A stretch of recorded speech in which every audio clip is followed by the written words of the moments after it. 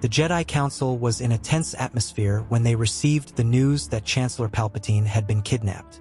It was a situation that demanded immediate action, and the members gathered to draw up a plan. However, what they didn't know was that it was all part of a scheme carefully planned by Palpatine, with the aim of manipulating events to his advantage. Every detail of the kidnapping was designed to fulfill his dark ambitions. In the midst of the discussion, Obi-Wan Kenobi and Anakin Skywalker were assigned to lead the rescue mission. Obi-Wan, always carrying out his duties with serenity, left the room to meet Anakin. They quickly left for their respective ships, determined to bring the Chancellor back safely.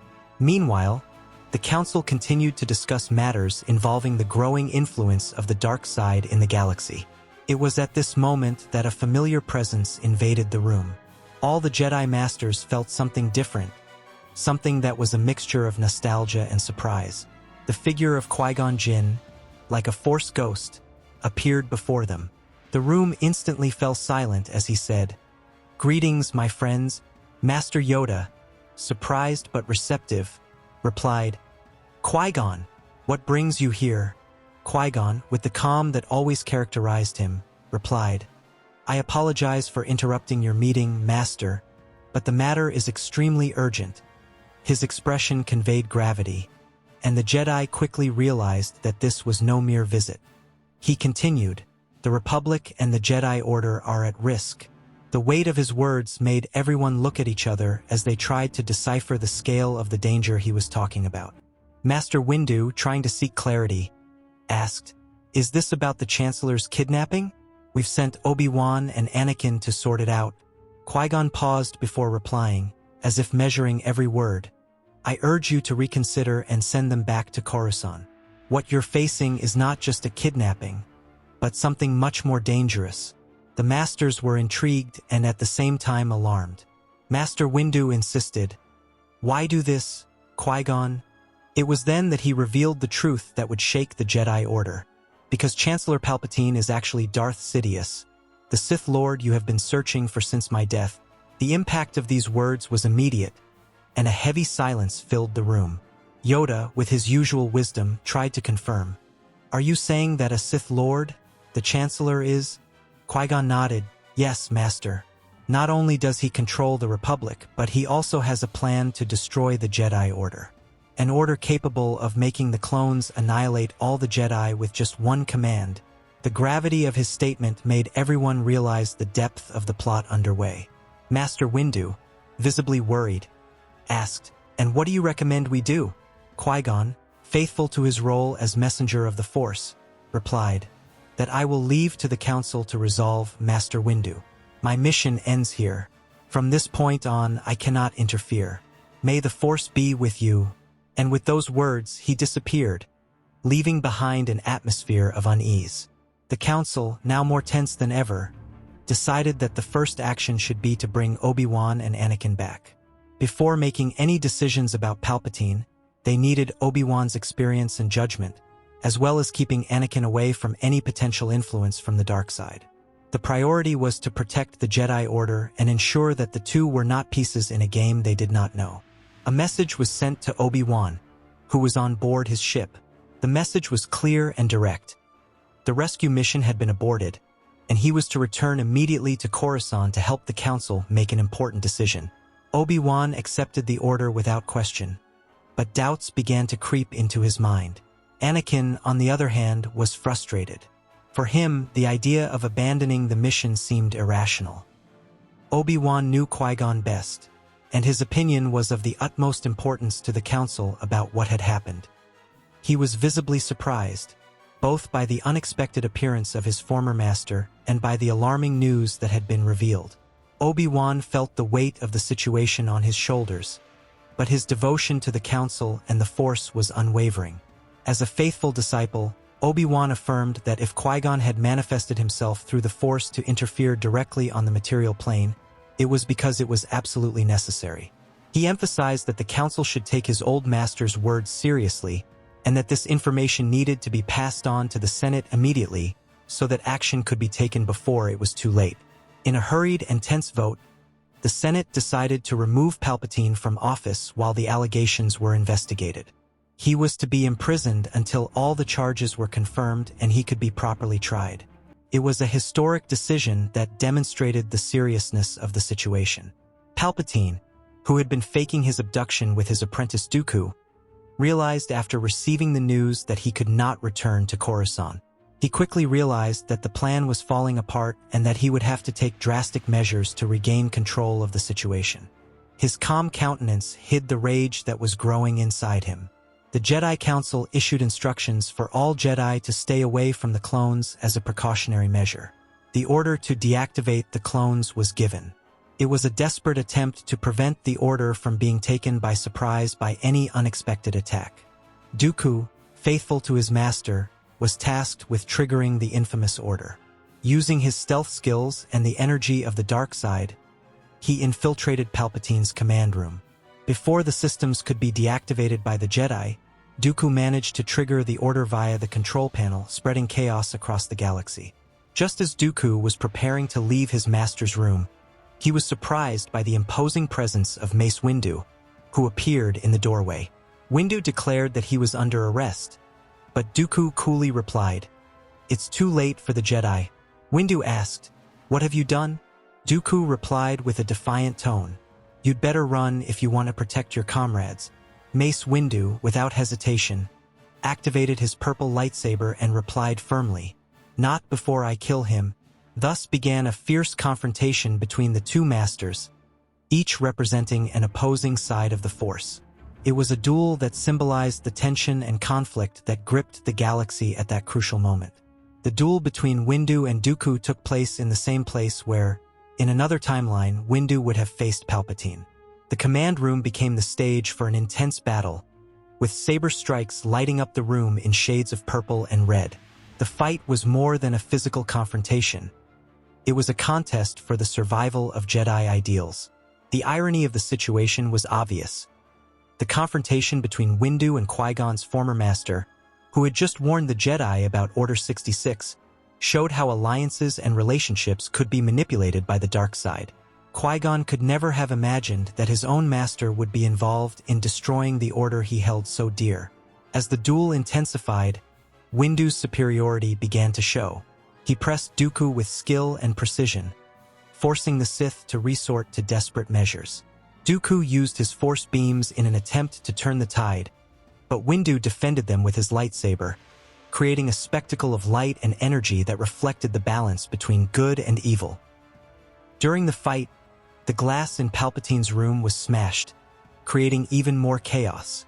Mace Windu, capitalizing on the advantage he had gained, struck a blow that sent Dooku's lightsaber flying. Disarmed, Dooku again resorted to force lightning, but Windu, with his skill, defended himself with his saber while slowly advancing. Dooku, out of strength and realizing he had no more chances, stopped his attack. His face was partially deformed due to the energy that Windu had reflected and, in a final act of surrender, he declared, "You win." Despite his defeat, Dooku's voice carried a mixture of defeat and hope that he would be spared. Windu, however, showed no mercy. He replied coldly, "And you will never harm any Jedi again." Before Dooku could react or try to justify himself, Windu lunged forward and pierced his chest with his lightsaber. The Sith's body fell lifeless, ending his participation in Palpatine's plans. With Dooku's death, the clones were finally deactivated thanks to the emergency measures taken by the Council. Order 66, which could have been devastating, had a much smaller effect than expected. Even so, several Jedi who couldn't be contacted or who were in vulnerable positions ended up losing their lives. Qui-Gon Jinn's warning proved crucial to the Order's survival. The vast majority of the Jedi managed to protect themselves, including Anakin Skywalker, who, by being kept away from Palpatine's direct influence, escaped the harassment of the dark side. This prevented him from becoming a key player in Darth Sidious' plans. The irony was that the one who had identified the Chosen One was also responsible for protecting him from falling into darkness, even indirectly. Qui-Gon Jinn, even after his death, demonstrated the importance of his lineage and the impact of his actions. His legacy lived on, at least for the time being, on the side of light. Despite the partial victory, the threat of Palpatine still hung over the galaxy. Darth Sidious, the great architect of the Clone Wars, was free and still had the resources to continue his plans. He was undoubtedly the greatest enemy the Jedi Order had ever faced, and his capture was becoming a priority. The Senate, recognizing the effectiveness of the Jedi Order in identifying the Chancellor's true identity, granted the Order complete autonomy to capture him. This decision changed the dynamics of the conflict, putting the Republic Army, which could have become the Empire, on the side of the Jedi in the hunt for Palpatine. The search for Darth Sidious began immediately. Jedi from all over the galaxy poured in, using their resources and skills to find any trace of the Sith. Each new lead was followed with determination, as the Republic prepared to confront him on his next move. Mace Windu, leading one part of the search, discovered a possible location for Palpatine. Reports indicated an unusual concentration of ships around the mysterious planet Exegol. Obi-Wan and Anakin were closer to the location identified on Exegol and decided to act immediately. Both piloted their ships towards the mysterious planet while Republic forces followed closely behind. Exegol's atmosphere was oppressive, with dark clouds that constantly flashed by, illuminating colossal structures that seemed to have been erected by the dark side itself. Arriving on the planet, Anakin suggested a more stealthy approach. He argued that if they entered discreetly and acted quickly, they could confront Palpatine before he had time to react or call for reinforcements. He explained to Obi-Wan that once the Republic forces arrived, the chaos would attract even more attention and increase the chances of the Sith escaping. Obi-Wan hesitated at Anakin's proposal.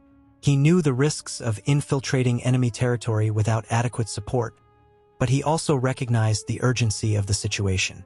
Anakin's words, mentioning Qui-Gon's legacy and the need to finalize his mission, weighed heavily on his decision. Obi-Wan reluctantly agreed.